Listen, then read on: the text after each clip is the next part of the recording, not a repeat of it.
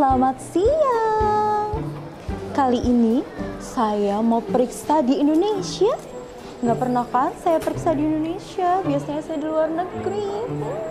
Saya mau pakai BPJS. Seperti apa ya rasanya? Yuk ikutin saya terus.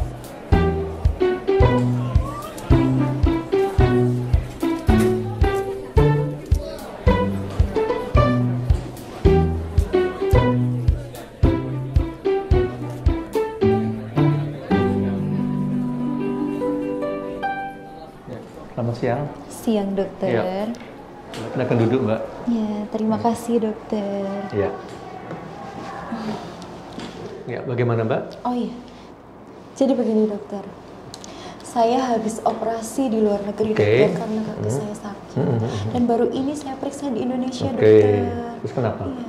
Ini kaki saya masih sakit sekali, dokter. Saya mau gitu, periksa. Iya. Ada fotonya? Oh, ada, dokter. Sebentar. Ini fotonya, dokter, dari luar negeri. Saya lihat dulu ya. Iya. Saya pasang dulu. Apa ini betul fotonya, Mbak? Iya, betul. Ya. Betul, dokter. Betul. Ya, ini ya. Sama ini ya.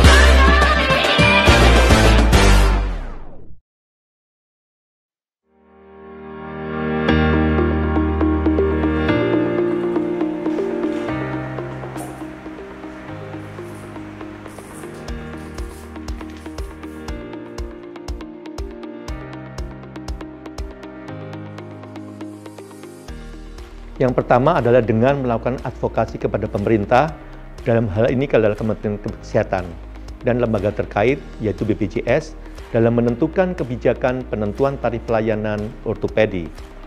Pak Boy juga harus terlibat secara proaktif dalam perencanaan, monitoring, dan evaluasi e-katalog.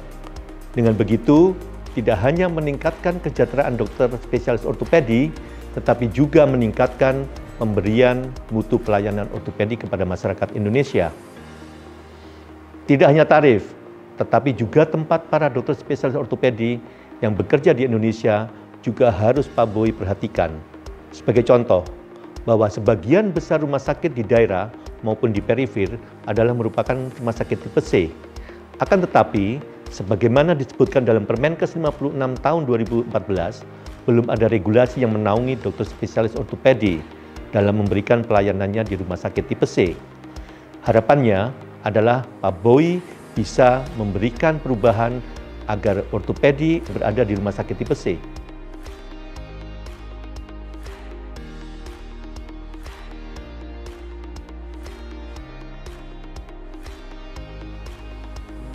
Terima kasih.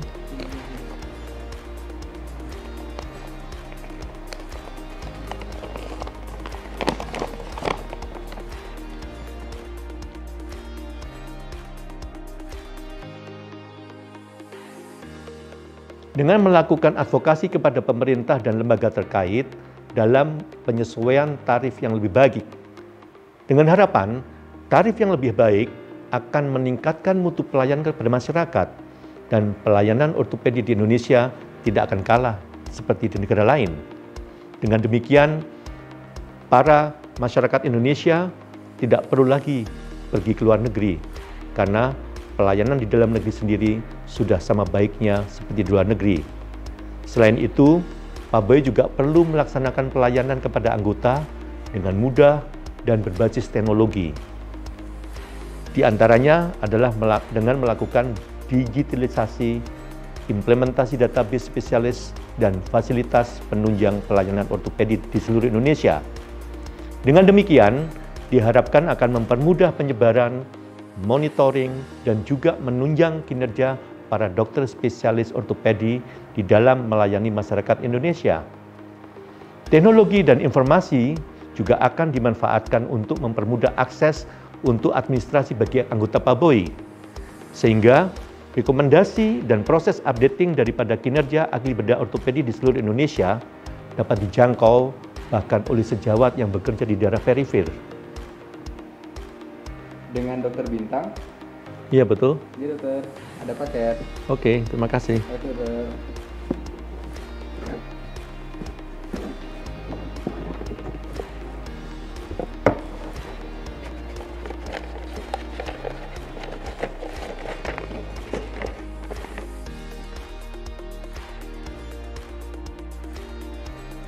Yaitu dengan cara memaksimalkan fungsi PABOI sebagai pusat informasi dan updating keilmuan. Hal ini dapat dilakukan melalui optimalisasi website PABOI dan kanal-kanal resmi PABOI seperti di YouTube ataupun Instagram dan media informasi lainnya. PABOI juga perlu memberikan kemudahan akses materi dan perpustakaan digital untuk para anggotanya, sehingga seluruh anggota PABOI memiliki kemudahan akses untuk membuka perpustakaan digital ataupun jurnal berbayar dalam menunjang kinerja pelayanan dan juga penelitiannya. Selain itu, di era Smart Society 5.0, PABOI harus mengikuti perkembangan dan dalam hal pendidikan, yaitu dengan cara membuat sistem pembelajaran untuk meningkatkan kompetensi berbasis online yang diberikan juga perolehan SKP untuk para anggota PABOI.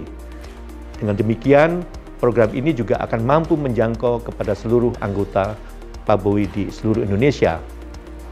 Bagi sejawat ortopedi yang ingin lebih meningkatkan skill kompetensinya, PABOI juga harus bisa memberikan fasilitasi melalui program fellowship.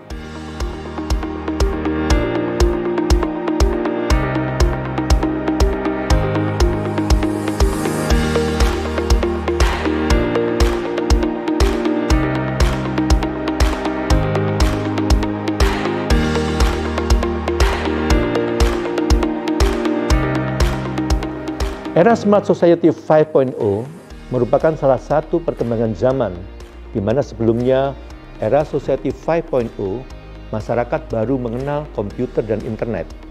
Dan di era Society 5.0 ini teknologi sudah menjadi bagian daripada masyarakat itu sendiri dan internet sudah menjadi bagian dari kehidupan masyarakat di seluruh dunia. Dengan begitu, pemberian edukasi kepada masyarakat pun harus berubah mengikuti perkembangan zaman. PABOI perlu membuat suatu konten media sosial ataupun podcast melalui kanal media informasi secara aktif dan berkesinambungan untuk mengedukasi sekaligus meningkatkan kepercayaan masyarakat terhadap ahli bedah ortopedi Indonesia itu sendiri. Jangan sampai kita kalah dengan penyebaran informasi hoax di masyarakat seperti iklan dukun patah tulang ataupun pengobatan alternatif yang lainnya. Masyarakat Indonesia tersebut harus kita rangkul dan kita berikan edukasi serta pelatihan agar benar-benar sesuai dengan kaidah ilmu kedokteran. Hal ini juga memerlukan peran aktif daripada ahli bedah ortopedi yang merupakan generasi milenial. Kita tahu bahwa hampir 70% anggota PABOI adalah merupakan generasi milenial. Dan generasi ini harus dirangkul, diayomi, dan diberikan kemudahan dalam bersosmed yang sehat dan menjunjung tinggi etika profesi. Sehingga dengan demikian, maka banyak insan muda, para ortoped muda yang paham etika profesi dalam bermedsos tanpa mengurangi potensi kreativitasnya.